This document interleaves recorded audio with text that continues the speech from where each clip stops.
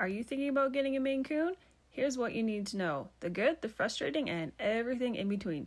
There's not many people who haven't dreamed of owning this iconic Velcro cat, so I'm going to walk you through the pros, the cons, and everything I wish I knew before. I'm Laura. I raise Maine Coons just north of Calgary, Alberta, and I post real-life Maine Coon content.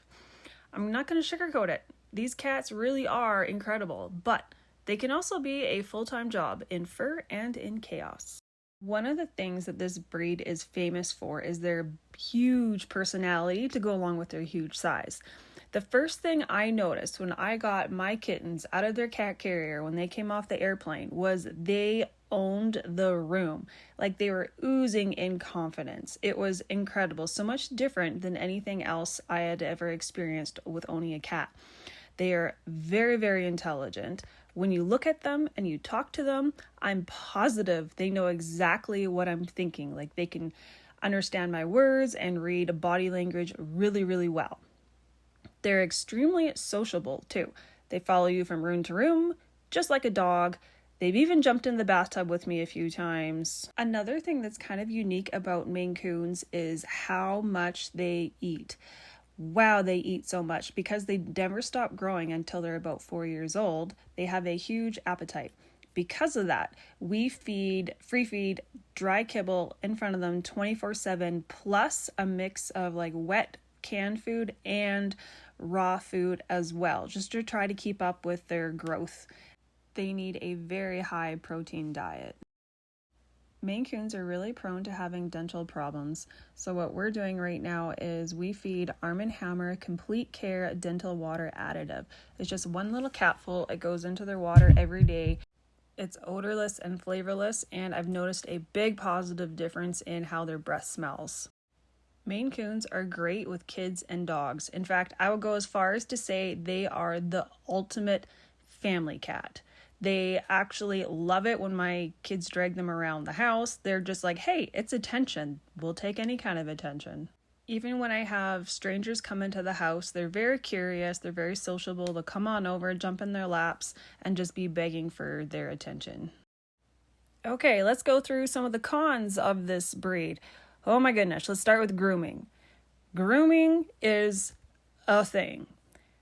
There is so much fur everywhere. Okay, for example, I opened up my printer scanner the other day. I hadn't used it in a couple months. There was cat hair in my printer scanner. Don't ask me how I got in there, but anyways. So they need brushing at least like a few times a week if you're able to do it every day. And if your cat will tolerate it every day, that would be best. There are some different types of coats that don't mat or shed quite as easily. Like my two girls here, this one's Dasha, she hardly sheds much at all. Her coat is always clean. It rarely ever gets any mats in it. She also hates being brushed, in case you can't tell from this. But my male, oh my goodness, here he is. He mats so bad. I'm gonna have to shave his tummy this year. He's one of those ones that needs brushed every day, and his coat gets a lot more oily. I think it might be because he's a male, but he's cute, so he gets a free pass with that. Another con about Maine Coons is they need a lot of mental stimulation. Goodness, if they get bored, watch out. We've come home, like we were gone all day one time, and came home and we had multiple pictures knocked off of the walls, and the cats were just chilling, nonchalant, whatever. But yeah, they had knocked off pictures off the walls. Don't ask me how they did it. So if you're the type that doesn't work from home and you're thinking about getting one Maine Coon, or you only have one cat in your house, I really recommend that you seriously consider getting another Maine Coon so they can keep up with each other and handle the amount of mental stimulation that they need. I guess this other thing could be a con. If you're the type of person that doesn't like a needy, really cuddly cat, this would not be the breed for you.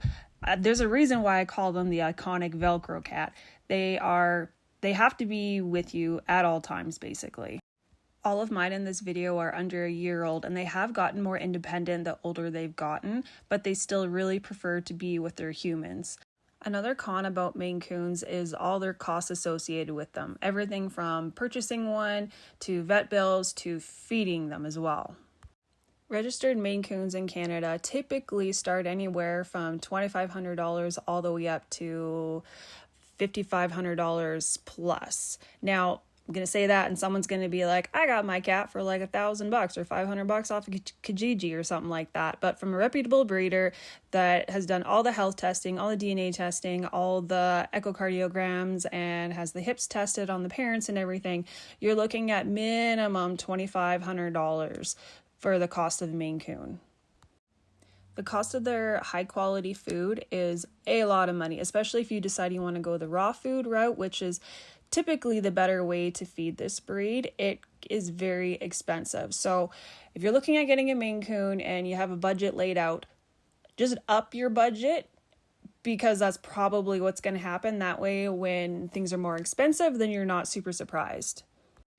In terms of vet bills, you can try to budget for like your regular minimum maintenance, like shots, vaccinations, deworming, all that kind of stuff. But also be prepared for unexpected health problems that might come up. This breed is prone to dental problems, like I had mentioned before, so it's a good idea to just kind of have some pet health insurance and be prepared for stuff like that when they come up. All right, so that was kind of the tip of the iceberg when it comes to basic pros and cons about the Maine Coon breed.